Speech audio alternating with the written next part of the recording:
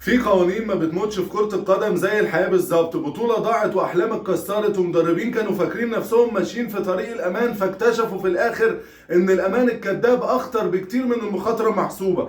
وده اللي حصل بالظبط مع المغرب امبارح في النهائي قدام فرقة السنغال. نهائي كأس أفريقيا 2025. ماتش مش مجرد ماتش عادي، لا ده كان درس قاسي جدا لمنتخب المغرب والمدرب منتخب المغرب واللاعبين منتخب المغرب. درس اتكتب اسمه ان المغرب خسر لانه راهن على سيناريو واحد بس طوال المباراه، ودي كانت اكبر غلطه عملها مدير الفني المنتخب المغربي امبارح. النهائي دايما بيكون معركه عقليات قبل ما يكون معركه اقدام. من اول دقيقه في النهائي كنت حاسس ان في فريق داخل يلعب علشان يكسب وفريق داخل علشان ما يخسرش، وده كان المغرب. السنغال داخله بعقليه انا مش هستنى الفرصه، انا اللي هصنع الفرصه بنفسي، وفعلا السنغال اجتهدت وكان واضح جدا في المباراة. المغرب دخل المباراة باحترام زيادة عن اللزوم لفرقة السنغال، وعامل تحفظ مبالغ فيه وتراجع محسوب جدا، كأن المنتخب اللي هزم منتخبات القارة في الطريق للنهائي قرر فجأة يتنازل عن شخصيته في أهم 90 دقيقة في البطولة. والنهائيات عمرها ما بتروح للي بيخاف، لازم تجتهد وتتعب عشان تكسب. من بدري قوي قرينا الخطة من غير ما حد يقول، شفنا المباراة وشفنا التشكيل وشفنا طريقة اللعب. خطوط المغرب راجعه لورا خالص، الضغط بتاع المغرب متوسط، في تحولات بطيئه بين اللاعبين، مفيش رغبه في فرض الايقاع بتاع المغرب اللي عملته في البطوله، ولا محاوله لقتل المباراه بدري ان انا اجيب هدف او اتنين واخلص الماتش بدري وعندي الجماهير والبطوله على ارضي.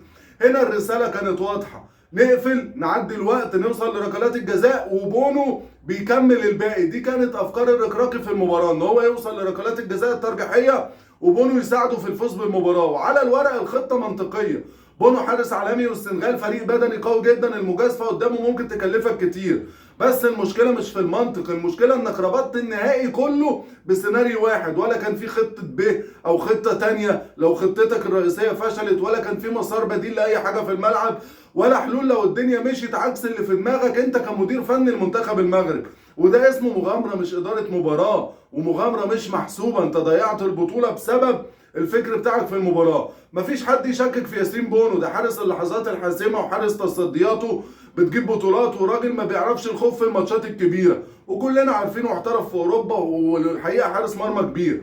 بس السؤال هنا، هل ينفع نهائي قاري كامل يتبني على افتراض ان الحارس هينقذك في المباراه؟ طبعا لا، ومستني راي حضراتكم في الكومنتات. يعني لو ركله جزاء راحت، لو الخصم كان في يومه، لو في تفصيله صغيره حصلت، افكارك انت كمدير فني النهارده وده اللي حصل طبعا هتبوظ والدنيا هتتكعبل معاك، لان الخطه كانت هشه من وليد الركراكي من البدايه. ما لعبش المباراه ان هو عاوز يكسب، هو عاوز يوصلها للبلانتيات.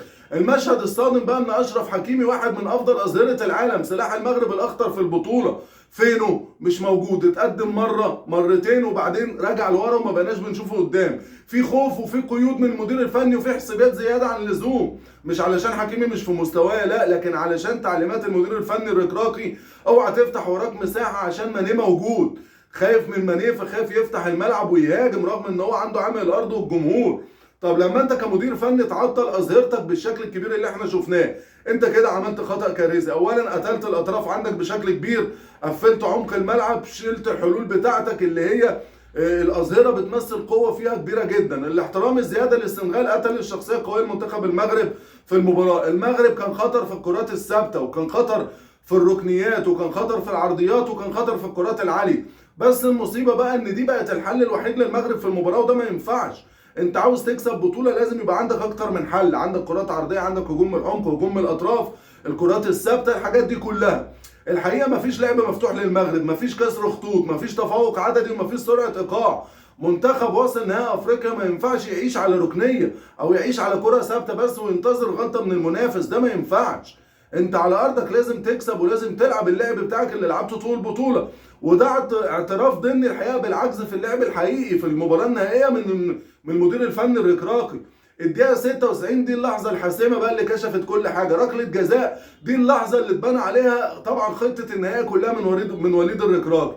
كان في انتظار وكان في تحفظ وكان في رهان لغايه لما نوصل لحاجه زي كده. الكره على بعد 11 متر، هي ركله جزاء زيها زي غيرها، وحلم المغرب على بعد تسديده واحده. وفي الدقيقه 96 يا جماعه، لكن ابراهيم دياز بيعمل بانينكا بشكل غريب، ادوارد مندي بيتصدى، الحقيقه مش تصدي بس، لا دي الكوره كمان هو اتصدى للكرة واتصدى الافكار الركراكي في ثانية واحدة بس في المباراة، وضيع حلم دولة المغرب كلها. بس هدف بقى اللاعب جاي بقى، طبعا المغرب بعد الهدف اتفك وضغط وعمل هجوم وعمل جراءة وعمل شخصية. يعني الامكانيات دي كانت موجودة واللعيبة قادرة. بس السنغال برضو الغريبة ان وهي كسبانة كانت بتضغط وكانت بتلعب لعب هجومي على المغرب، وده ذكاء منهم طبعا. لكن هنا يبقى السؤال، المغرب ليه لعب كده لما انت عندك اللعيبه دي؟ ليه ما لعبتش كده من البدايه؟ ليه تستنى لما تتزنق؟ ليه تراهن على الخوف؟ ليه تسيب البطوله تمشي لحد ما تخرج من ايدك في نهايه المباراه؟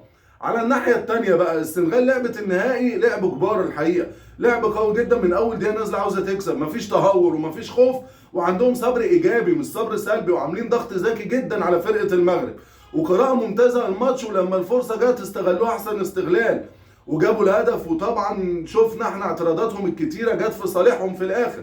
المغرب ما خسرش عشان اقل ولا عشان السنغال اقوى، المغرب خسر علشان راهن على سيناريو واحد طوال المباراه، وخاف من المجازفه في المباراه، وقتل شخصيه المنتخب بمنع اللعيبه من التقدم ولعب لعبهم الطبيعي في المباراه.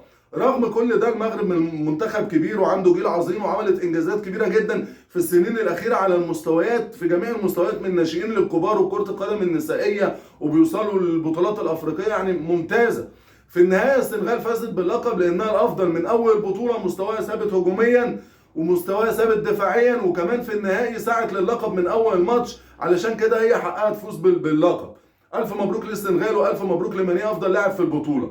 بالنسبه للمغرب خسرت اللقب لاسباب كتيره، منها الفنيه ومنها الخططيه. كمان الارض ما انصفتش المغرب، رغم ان الارض انصفت 9 منتخبات قبل كده وفازوا باللقب 12 مره، ولكن المغرب انضمت لقائمه المنتخبات الخاسره على ارضها، 4 منتخبات لم تنصفهم الارض بالفوز باللقب.